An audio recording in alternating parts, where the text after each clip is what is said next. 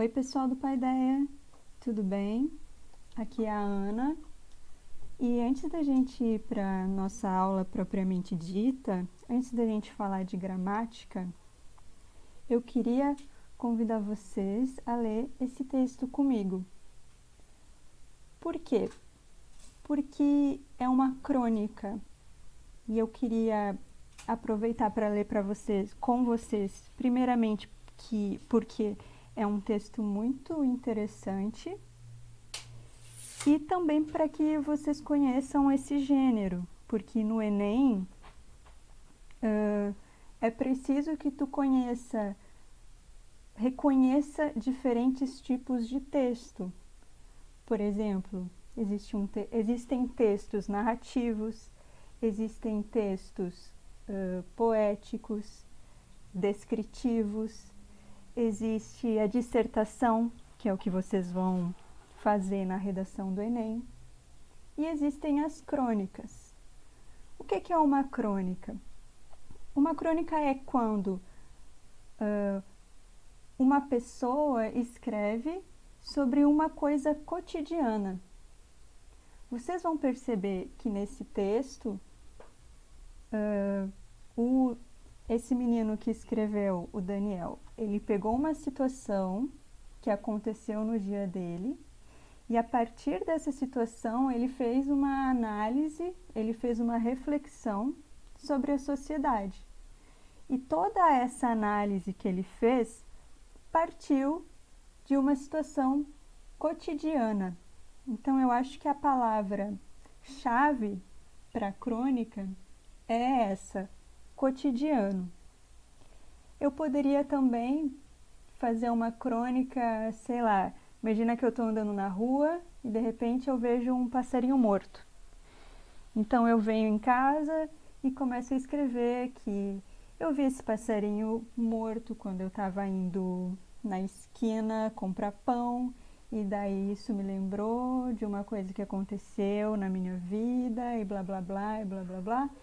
E assim eu monto o meu texto a partir dessa coisa cotidiana, que pode ser banal ou não. Deixa eu conferir se está gravando aqui. Está gravando. Então eu gostaria de ler esse texto com vocês. Não é muito comprido esse vídeo, acho que vai ter uns 10 minutos no máximo. E é uma atividade complementar, tá bom? Então vamos lá. Lê comigo aí. Quando a gente tinha aula presencial, eu costumava ler textos com os alunos, né? Daí agora vamos fingir que a gente está na sala de aula e vocês leem junto comigo, ok?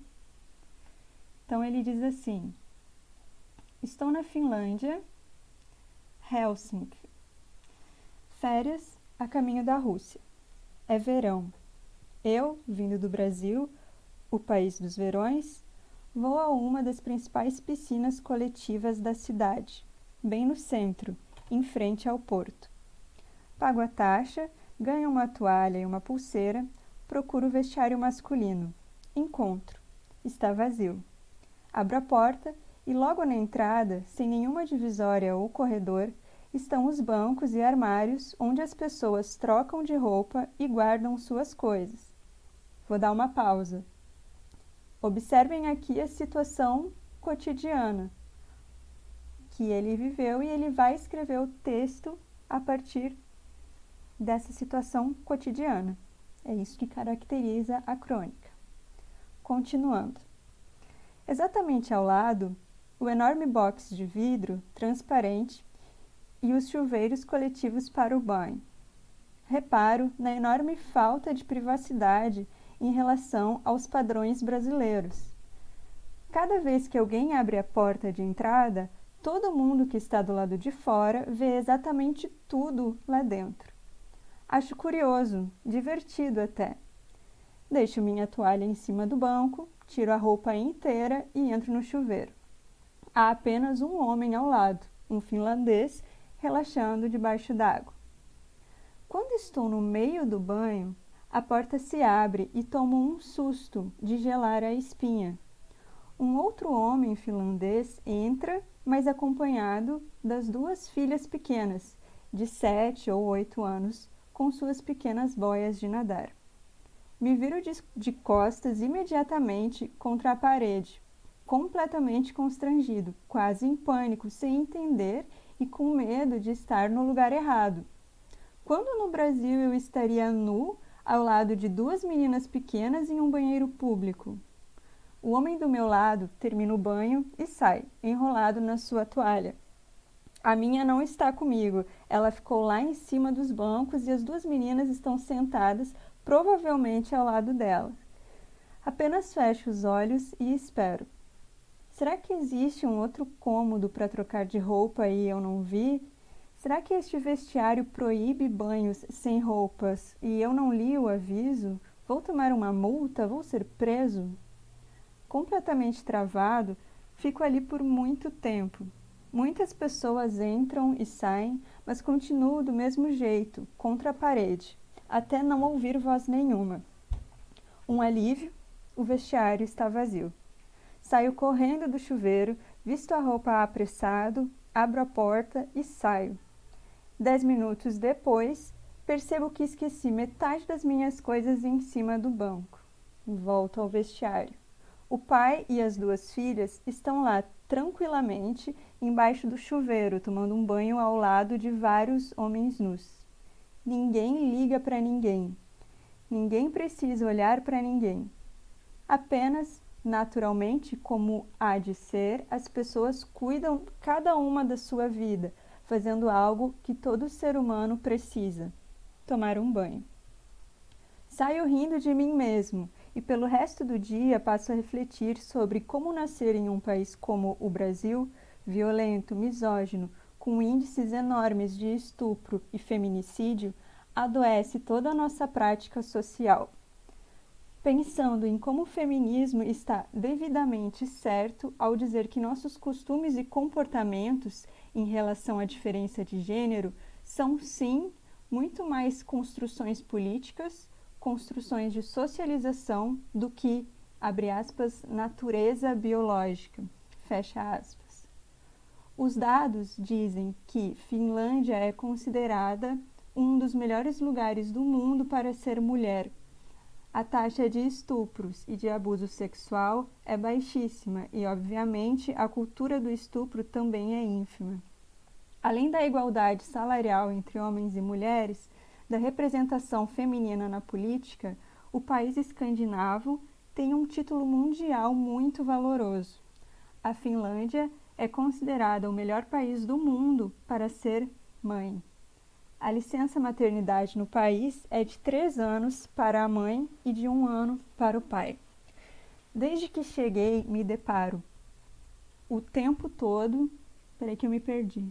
Aqui. Me deparo o tempo todo, em absolutamente todos os lugares, com homens sozinhos, cuidando de suas crianças pequenas, provavelmente enquanto as mães trabalham.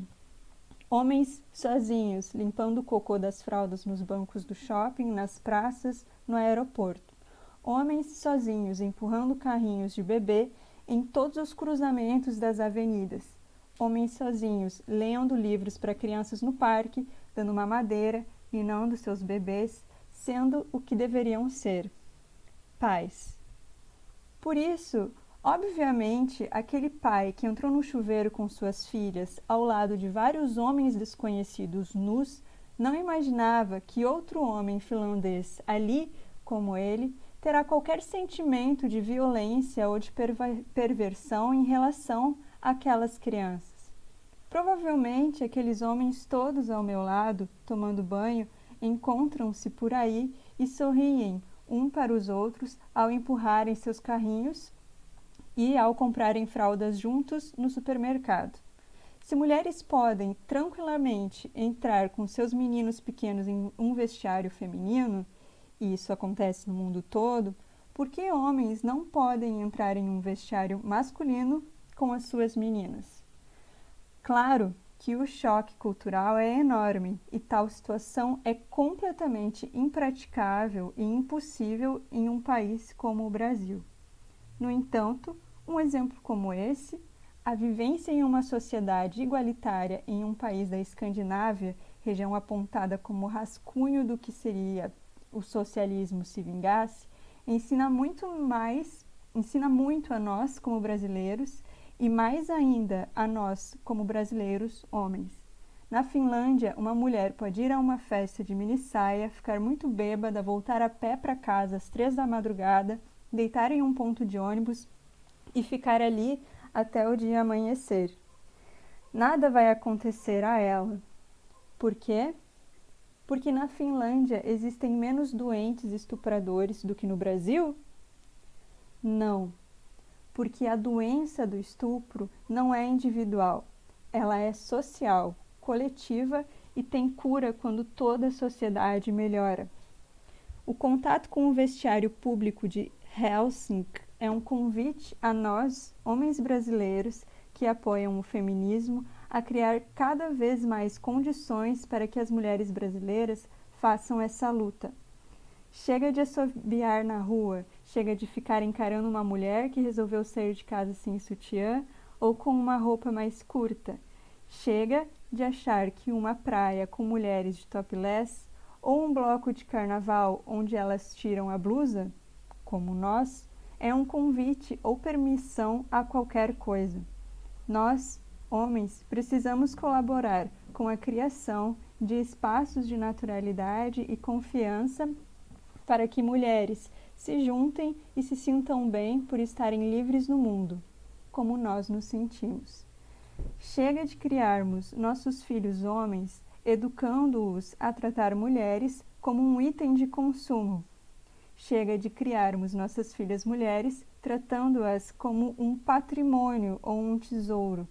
São os passos possíveis para que a nossa geração, em um futuro de menos desigualdade. O machismo faz muito mal para todos nós. Façamos o possível para o Brasil e o mundo um dia serem como uma piscina coletiva de Helsinki, onde a única tensão envolvida entre um homem e uma mulher é a disputa do melhor lugar para curtir o sol de verão. Bom, gente, então essa foi a crônica escrita por esse menino aqui, está disponível no Facebook dele. E já que a gente está falando em Finlândia, a Finlândia ela tem um sistema de saúde muito parecido com o sistema de saúde do SUS. Qual que é a diferença, então? Por que na Finlândia a qualidade de vida é tão maravilhosa e aqui no Brasil é diferente, se os sistemas de saúde são semelhantes? Bom, primeiramente porque o Brasil é gigantesco, então tem muito mais gente para cuidar. E eu acho que o principal motivo é subfinanciamento. O SUS tem os problemas que tem por subfinanciamento. Então eu gostaria de sugerir esse vídeo aqui do YouTube, curtinho de 20 minutos, depois eu disponibilizo lá o link para vocês, que explica resumidamente como que acontece nos outros países do mundo. Todo mundo tem SUS? É gratuito para todo mundo? Então, mais ou menos como funciona. Acho legal vocês irem para o Enem sabendo disso daqui.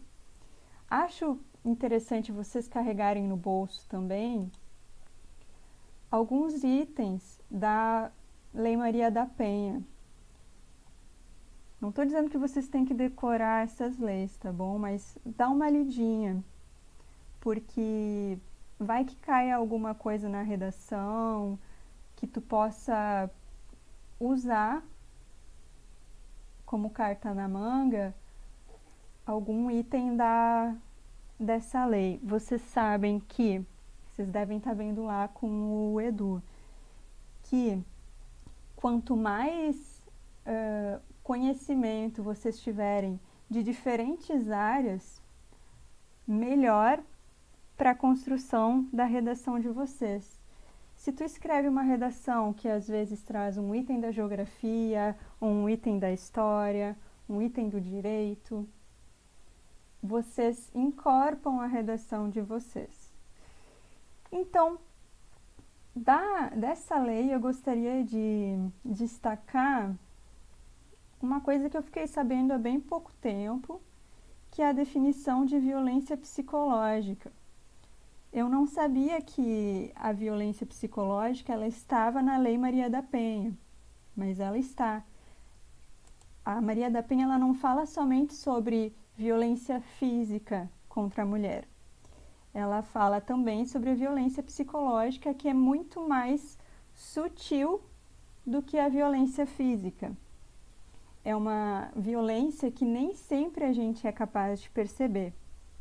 Então, hoje gostaria de destacar para vocês esse trechinho aqui. A violência psicológica, entendida como qualquer conduta que lhe cause dano emocional e diminuição da autoestima ou que prejudique e perturbe o pleno desenvolvimento ou que vise degradar ou controlar suas ações, comportamentos, crenças e decisões, mediante ameaça, constrangimento, humilhação, manipulação, isolamento, vigilância constante, perseguição contumaz, insulto, chantagem, violação de sua intimidade, ridicularização, exploração e limitação do direito de ir e vir ou qualquer outro meio que lhe cause prejuízo à saúde psicológica e à autodeterminação. Bom, gente, então daqui um pouquinho eu tô gravando mais um videozinho sobre gramática e era isso que eu queria passar para vocês. É um videozinho complementar. Espero que tenha ajudado vocês a refletir. Um beijo.